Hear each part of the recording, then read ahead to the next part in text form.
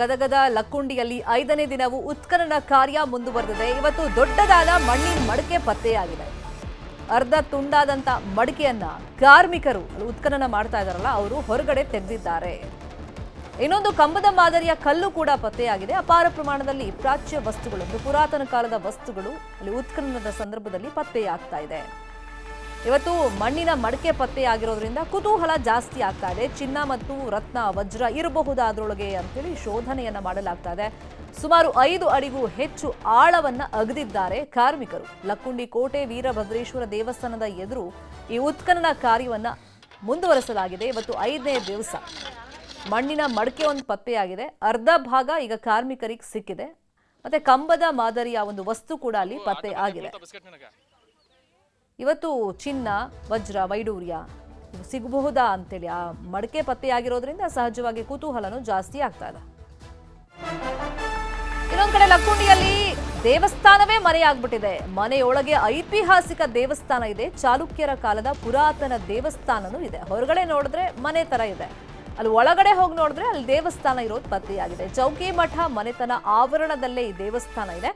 ಈಶ್ವರ ಅರ್ಧನಾರೇಶ್ವರ ದೇವಸ್ಥಾನ ಇದು. ದೇವಸ್ಥಾನ ವಶಕ್ಕೆ ಪಡೆದು ಜೀರ್ಣೋದ್ಧಾರ ಮಾಡುವಂತ ಪ್ಲಾನ್ ಇದೆ. ಸರ್ಕಾರ ಸೂಕ್ತ ಪರಿಹಾರ ನೀಡಿದ್ರು ನಾವು ಬಿಟ್ಕೊಡ್ತೀವಿ ಅಂತ ಹೇಳಿ ಚೌಕಿ ಮಠ ಕುಟುಂಬ ಹೇಳ್ತಾ ಇದೆ. ಶರಣಯ್ಯ ಹಾಗೇನೆ ಶೇಖರಯ್ಯ ಚೌಕಿ ಮಠ ಈ ಹೇಳಿಕೆಯನ್ನ ಕೊಟ್ಟಿದ್ದಾರೆ. ಹೊರಗಡೆಯಿಂದ ನೋಡಿದ್ರೆ ಅದು ಮನೆ ತರಾನೇ ಇದೆ, ಒಳಗಡೆ ನೋಡಿದ್ರೆ ಅಲ್ಲಿ ದೇವಸ್ಥಾನ ಇದೆ. ಜೀರ್ಣೋದ್ಧಾರಕ್ಕೆ ನಾವು ಬಿಟ್ಕೊಡೋದಕ್ಕೆ ರೆಡಿ ಇದ್ದೀವಿ ಅಂತಾನೂ ಕೂಡ ಆ ಕುಟುಂಬಸ್ಥರು ಹೇಳ್ತಾ ಇದ್ದಾರೆ.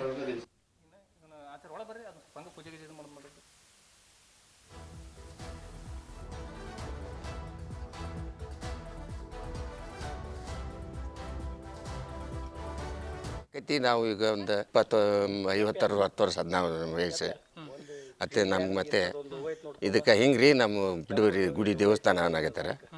ನಮ್ಗೆ ಅದಕ್ಕೆ ಏನಾರು ಪರಿಹಾರ ಕೊಟ್ಟು ನೀವು ತಗೋರಿ ಐತೆ ಸರ್. ಅವ್ರು ನಮ್ಗೆ ಇರಾಕ್ ಮನೆ ಮಾಡಿ ಕೊಡ್ತೀನಿ ಅಂದಾರ. ನಮ್ಗೆ ಇತ್ತಿತ್ತ ನಮಗೇನು ಗೊತ್ತಿಲ್ಲ, ಹಂಗೆ ಇದ್ದಿದ್ದು ಹಂಗೆ ಐತೆ ಅದ್ರಾಗ. ಹಂಗೆ ನಮಗೇನು ಗೊತ್ತಿಲ್ಲ. ನಾವೀಗ ಇಲ್ಲಿ ನಮ್ಮ ಅಪ್ಪರು ಇರೋದ್ರಿಂದ ಅಪ್ಪ 86 ವರ್ಷ ರೀ. ನಮ್ಗೆ ಈಗ 60. ನಾವು ಇರಕತ್ತೆ ಈಗ 60 ವರ್ಷ ಆಯ್ತು. ನಾವು 4 ಮಂದಿ ಇಲ್ಲೇ ಇದೀವಿ, 5 ಮಂದಿ ಅಣ್ಣ ತಮ್ಮಗಳು ಇದೇ ಮಠದಾಗ ಇದೀವಿ ರೀ. ನಮ್ಮ 4ನೇ ತಲೆಮಾರ್ಲಿದ್ದ ಇಲ್ಲೇ ಇದೀವಿ ರೀ ನಾವು. ಈಗ ಅವರು ನಾವು ಇದನ್ನು ಅಭಿವೃದ್ಧಿ ಮಾಡ್ತೀವಿ, ನಮಗೆ ಬಿಟ್ಟು ಕೊಡ್ರಿ ಅಂದಾರೆ ರೀ. ನಮಗೆ ಸೂಕ್ತ ಪರಿಹಾರ ಕೊಟ್ರೆ ನಾವು ಬಿಟ್ಟು ಕೊಡೋಕೆ ರೆಡಿ ಇದೀವಿ ರೀ. ಇದು ಏನು ರೀ ದೇವಸ್ಥಾನ ಹಂಗೆ ಅದಾವೆ ರೀ. ನಮ್ಮ ಊರಾಗ ದೇವಸ್ಥಾನ ಸಾಕಷ್ಟು ಅದಾವೆ ರೀ. ನಾವು ಆಗ ಇಲ್ಲೇ ಇದ್ಕೊಂಡು ವಾಸ ಮಾಡ್ಕೊತ ಇದೀವಿ ರೀ. ಪೂಜೆ ಮಾಡ್ಕೊತ ಇದನ್ನ ಸ್ವಚ್ಛ ಮಾಡ್ಕೊತ ಇಲ್ಲೇ ಇದ್ದೀವಿ ರೀ. ನಾವು ಇದು ಮಾನಸ್ವಾಮಿ ಗುಡಿ ಪೂಜೆ ಮಾಡ್ತಿದ್ದೀವಿ ರೀ.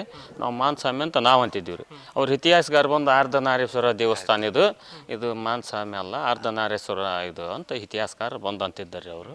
ಅದಕ್ಕೆ ಈಶ್ವರ ದೇವಾಲಯ ಅದು ಅಂತ ಅವ್ರು ಅಂತಿದ್ರು. ಹಂಗಾಗಿ ನಾವು ಅವ್ರು ಬಿಟ್ಟು ಕೊಡ್ರಿ. ನಮ್ಮ ಇದೇ ವಿಚಾರವಾಗಿ ಇನ್ನಷ್ಟು ಡೀಟೇಲ್ ಆಗಿ ಇನ್ಫಾರ್ಮೇಶನ್ ಕೊಡ್ತಾ ಹೋಗೋದಕ್ಕೆ ನೇರ ಸಂಪರ್ಕದಲ್ಲಿ ಕನೆಕ್ಟ್ ಆಗಿದ್ದಾರೆ ನಮ್ಮ ರಿಪೋರ್ಟರ್ ಸಂತೋಷ್. 5ನೇ ದಿನ ಉತ್ಖನನ ಕಾರ್ಯ, ಮಡಿಕೆ ಸಿಕ್ಕಿದೆ, ಅರ್ಧ ಭಾಗ ಸಿಕ್ಕಿರೋದ್ರಿಂದ ಅದ್ರೊಳಗಡೆ ಏನಿದೆ ಅಂತ ಇವಾಗ ಏನಾದ್ರೂ ಮಾಹಿತಿ ಸಿಕ್ಕಿದೆಯಾ? ಹೌದು ಶರ್ಮಿತಾ, ಗದಗ ಜಿಲ್ಲೆಯ ಲಕ್ಕುಂಡಿ ಗ್ರಾಮದಲ್ಲಿ ಕೂಡ ಕಳೆದ 5 ದಿನಗಳಿಂದ ಉತ್ಖನನ ಕಾರ್ಯ ಕೂಡ ನಡೀತಾ ಇದೆ. ಅದರಲ್ಲೂ ಕೋಟೆ ವೀರಭದ್ರೇಶ್ವರ ದೇವಸ್ಥಾನದ ಅಂಗಳದಲ್ಲಿ ಕೂಡ 10 ಮೀಟರ್ ಉದ್ದ, 10 ಮೀಟರ್ ಅಗಲ ಅಳತೆಯಲ್ಲಿ 4 A1 A2 A3 A4 ಅಂತೇಳಿ ಒಂದು 4 ಬ್ಲಾಕ್ ಗಳನ್ನು ಮಾಡಿಕೊಂಡು ಅಲ್ಲಿ ಉತ್ಖನನ ಕಾರ್ಯ ಕೂಡ ನಡೀತಾ ಇದೆ. ಅದರಲ್ಲೂ B1 ದಲ್ಲಿ ಸಹ ಇವತ್ತು ಉತ್ಖನನ ಮಾಡುವಂತ ಸಂದರ್ಭದಲ್ಲಿ ಒಂದು ಮಡಿಕೆ ಕೂಡ ಪುರಾತನ ಕಾಲದ ಒಂದು ಮಡಿಕೆ ಸಿಕ್ಕಿದೆ. ಆ ಮಡಿಕೆಯಲ್ಲಿ ಕೂಡ ಒಂದು ಈಗಾಗಲೇ ಸಾಕಷ್ಟು ಅದರ ಬಗ್ಗೆ ಶೋಧ ಕೂಡ ನಡೀತಾ ಇದೆ. ಅದು ಸೂಕ್ಷ್ಮತೆ ಆಧಾರದ ಮೇಲೆ ಈಗ ಅವನ್ನ ಮಡಿಕೆಯಲ್ಲಿ ಏನೇನು ಎಲ್ಲ ಇದೆ ಅನ್ನೋದ್ರ ಬಗ್ಗೆ ಈಗಾಗಲೇ ಅದನ್ನ ಶೋಧನೆಯನ್ನು ಕೂಡ ಮಾಡ್ತಾ ಇದ್ದಾರೆ. ಆದ್ರೆ ಸದ್ಯದ ಮಟ್ಟಿಗೆ ಒಂದು ಕವಡೆ ಮಾತ್ರ ಈಗ ಅದರಲ್ಲಿ ಸಿಕ್ಕಿರುವಂತದ್ದು. ಹೀಗಾಗಿ ಸಾಕಷ್ಟು ಕುತೂಹಲ ಕೂಡ ಇರತಕ್ಕಂಥದ್ದು. ಯಾಕಂದ್ರೆ ಮಡಿಕೆ ಕೂಡ ಪ್ರಾಚೀನ ಕಾಲದ ಇರೋದ್ರಿಂದಾಗಿ ಅದರಲ್ಲಿ ಏನಾದ್ರು ಚಿನ್ನ ಆಗಿರ್ಬೋದು ಅಥವಾ ಇಡುರೆ ಆಗಿರ್ಬೋದು, ಹವಳ ಆಗಿರ್ಬೋದು, ಇಂತಹ ಸಾಕಷ್ಟು ಪುರಾತನ ಕಾಲದ ವಸ್ತುಗಳು ಸಿಗ್ತಾವ ಅನ್ನೋ ನಿಟ್ಟಿನಲ್ಲಿ ಕೂಡ ಅದನ್ನ ಸೂಕ್ಷ್ಮತೆಯಿಂದ ಕೂಡ ಈಗಾಗಲೇ ಸಂಶೋಧನೆಯನ್ನ ಮಾಡಿ ಅದರಲ್ಲಿ ಇರ್ತಕ್ಕಂಥ ವಸ್ತುಗಳನ್ನ ತೆಗೆಯುವಂತ ಕೆಲಸಕ್ಕೆ ಈಗಾಗಲೇ ಮುಂದಾಗಿದ್ದಾರೆ. ಜೊತೆಗೆ ಇನ್ನೊಂದು ಕಡೆ ಹೇಳ್ಬೇಕಂತಂದ್ರೆ ಈ ಒಂದು ಉತ್ಖನನ ನಡೀತಕ್ಕಂತ ಸ್ಥಳದಲ್ಲಿ ಕೂಡ ಒಂದು ಕಂಬದ ಆಕಾರದ ಒಂದು ಈಗಾಗಲೇ ಒಂದು ಪ್ರಾಚ್ಯ ವಸ್ತು ಕೂಡ ಸಿಕ್ಕಿದೆ. ಹೀಗಾಗಿ ನೋಡ್ತಾ ಹೋದಾದ್ರೆ ಇನ್ನು ಲಕ್ಕುಂಡಿ ಗ್ರಾಮದಲ್ಲಿ ಒಂದು ಮಠದಲ್ಲೇ ಕೂಡ ಒಂದು ಮನೆಯನ್ನ ಮಾಡ್ಕೊಂಡು ಕುಟುಂಬ ಕೂಡ ಒಂದು ವಾಸ ಮಾಡ್ತಾ ಇತ್ತು. ಅದು ಕೂಡ ಚೌಕಿ ಮಠ ಅಂತಕ್ಕಂಥ ಕುಟುಂಬ ಸಹ ಇಲ್ಲಿ ವಾಸ ಮಾಡ್ತಿತ್ತು. ಇವತ್ತು ಅದು ಕೂಡ ಬೆಳಕಿಗೆ ಬಂದಿರುವಂತದ್ದು. ಆ ಒಂದು ಕುಟುಂಬ ಸುಮಾರು ಒಂದು 50ರಿಂದ ಸುಮಾರು ಒಂದು 80-85 ವರ್ಷದಿಂದ ಕೂಡ ಅಲ್ಲೇ ಒಂದು ವಾಸವನ್ನ ಮಾಡ್ತಾ ಇದ್ದಾರೆ. ಅಷ್ಟೇ ಅಲ್ಲ, ಅವ್ರ ಮುತ್ತಾತ ಅಲ್ಲೇ ಒಂದು ಏನು ಒಂದು ದೇವಸ್ಥಾನ ಇದೆ, ಅರ್ಧನಾರೇಶ್ವರ ದೇವಸ್ಥಾನ. ಆ ದೇವಸ್ಥಾನವನ್ನು ಪೂಜೆ ಮಾಡ್ಕೊಂಡು ಆ ಕುಟುಂಬ ಅಲ್ಲೇ ಜೀವನವನ್ನ ಮಾಡ್ತಾ ಇದ್ರು. ಆದ್ರೆ ಈಗ ಕೇಂದ್ರ ಪುರಾತತ್ವ ಆಗಿರ್ಬೋದು ರಾಜ್ಯ ಪುರಾತತ್ವ ಇಲಾಖೆ ಅಧಿಕಾರಿಗಳು ಈಗ ಒಂದು ಮಠವನ್ನ ವಶಕ್ಕೆ ತಗೊಂಡು ಅಲ್ಲಿ ಮುಂದೆ ಉತ್ಖನನ ಮಾಡ್ಬೇಕು, ಆ ಒಂದು ದೇವಸ್ಥಾನವನ್ನು ಜೀರ್ಣೋದ್ಧಾರ ಮಾಡ್ಬೇಕು ಅನ್ನೋ ನಿಟ್ಟಿನಲ್ಲಿ ಕೂಡ ಸಾಕಷ್ಟು ಪ್ಲಾನ್ ಕೂಡ ಮಾಡ್ಕೊಂಡಿದೆ. ಹೀಗಾಗಿ ಆ ಕುಟುಂಬ ಕೂಡ ಈಗ ಮತ್ತೆ ಬೀದಿಗೆ ಬರುತ್ತೆ ಅನ್ನೋ ಸಾಕಷ್ಟು ಏನು ಸಂಶಯವನ್ನು ಕೂಡ ಪಡ್ತಾ ಇದ್ದಾರೆ. ಹೀಗಾಗಿ Okay. ನಮಗೆ ಏನಾದರೂ ಸರ್ಕಾರ ಮುತುವರ್ಜಿ ವಹಿಸಿ ನಮಗೆ ಬೇಕಾಗಿರ್ತಂತ ಸವಲತ್ತುಗಳನ್ನು ಕೊಟ್ಟು ನಮ್ಮನ್ನ ಸ್ಥಳಾಂತರ ಮಾಡ್ಲಿ ಅನ್ನುವಂತ ಮಾತನ್ನು ಕೂಡ ಹೇಳ್ತಿದ್ದಾರೆ ಶರ್ಮಿತಾ. ಫಾಲೋ ಮಾಡೋಣ ಸುದ್ದಿ. Thank you Santosh.